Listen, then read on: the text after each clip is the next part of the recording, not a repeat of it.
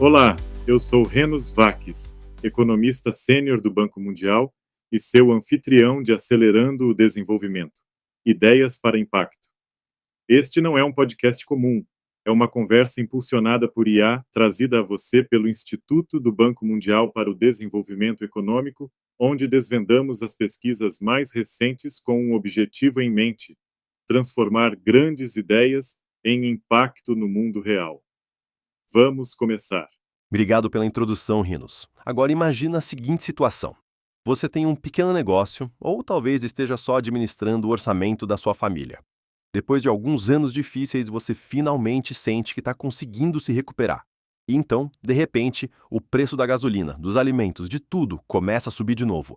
Parece que você nunca consegue ter um momento de folga.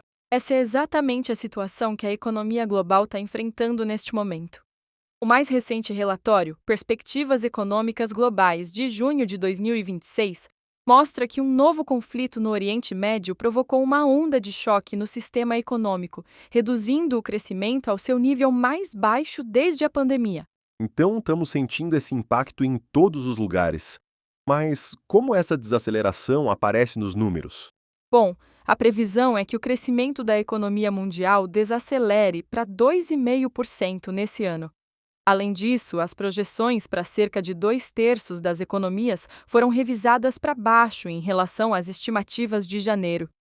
Já para as economias em desenvolvimento, a expectativa é de que o crescimento caia para 3,6%.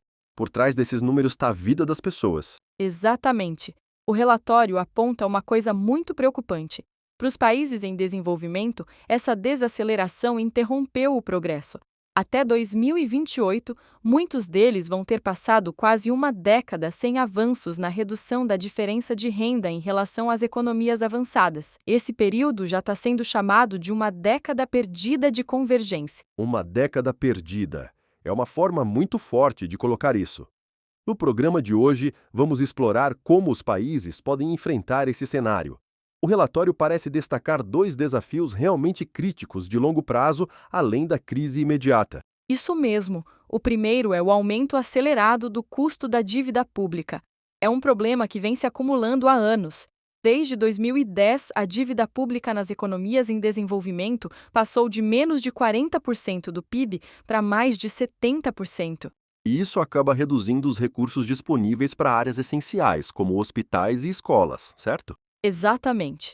Mas a parte que mais me chamou a atenção foi a seguinte: o custo de tomar mais empréstimos não é constante. O relatório mostra que quanto maior já for a dívida de um país, mais caro fica contrair novos empréstimos. Ah, então não é uma relação linear. É mais como uma curva que vai ficando cada vez mais inclinada. Uma curva muito inclinada. Para um país com um nível de dívida relativamente baixo, um aumento pequeno no endividamento pode aumentar só um pouco os custos com juros. Mas, para um país com uma dívida que já esteja em torno de 80% do PIB, esse mesmo aumento faz os custos com juros crescerem mais de 3 vezes. Uau! Então a penalidade por tomar empréstimos fica cada vez maior. Pois é. E é aí que os formuladores de políticas públicas enfrentam um equilíbrio muito difícil. Existem necessidades urgentes hoje, mas recorrer ao endividamento para atendê-las pode criar um problema muito maior amanhã. Muitos dos nossos ouvintes que trabalham no setor público ou na área de desenvolvimento com certeza reconhecem esses desafios. Imagino que isso seja ainda pior para os países que já são considerados mais frágeis. Sim, a análise mostra que o impacto é muito maior em países com histórico de inadimplência, classificações de crédito mais baixas ou instituições mais frágeis. A principal conclusão é clara: reduzir níveis elevados de dívida pode trazer benefícios financeiros muito concretos, liberando recursos para investimentos que impulsionam o crescimento e geram empregos. Faz sentido. Então esse é o desafio da dívida. Qual é o segundo grande tema que o relatório destaca? O segundo é a armadilha persistente enfrentada pelos países exportadores de commodities.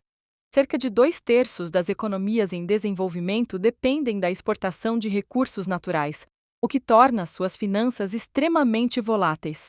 O clássico ciclo de expansão e queda. Exatamente. Mas a principal descoberta do relatório é por que esses países acabam presos nesse ciclo.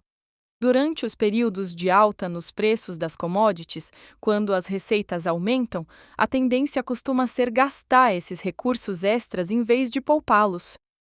5 anos depois de um choque positivo nos preços das commodities, grande parte desse dinheiro adicional já desapareceu. Muita gente pode imaginar que todos os países ricos em recursos naturais caem nessa armadilha da mesma forma, mas tem a impressão de que a situação é mais complexa. É mesmo. O relatório faz uma distinção muito interessante. Os exportadores de energia e metais demonstram uma certa prudência. Eles costumam fortalecer seus saldos fiscais primários durante os períodos de alta. Já os exportadores agrícolas frequentemente aumentam tanto os gastos durante esses períodos que acabam anulando os ganhos de receita, gerando níveis mais persistentes de endividamento. E quanto às soluções de que sempre ouvimos falar, como fundos soberanos ou regras fiscais, elas realmente funcionam? Elas ajudam, mas não são uma solução definitiva. Por exemplo, os fundos soberanos parecem de fato contribuir para conter os gastos durante períodos prolongados de alta, mas oferecem proteção limitada diante de um choque repentino e intenso nos preços. No papel, tudo parece simples, mas na prática, a realidade costuma ser bem mais complicada. E as regras fiscais? A história é parecida. Elas podem servir como uma boa âncora de médio prazo para alguns países, mas não parecem ser muito eficazes logo depois de um choque econômico. Para muitos dos nossos ouvintes, essa ideia de que regras formais não bastam sem instituições fortes para sustentá-las é uma realidade bastante conhecida e muitas vezes frustrante. Agora tudo faz sentido. Então, as regras no papel só são tão boas quanto as instituições responsáveis por colocar elas em prática. Isso. Esse é o principal ensinamento. Instituições públicas mais fortes estão diretamente ligadas a gastos mais responsáveis durante os períodos de alta das commodities.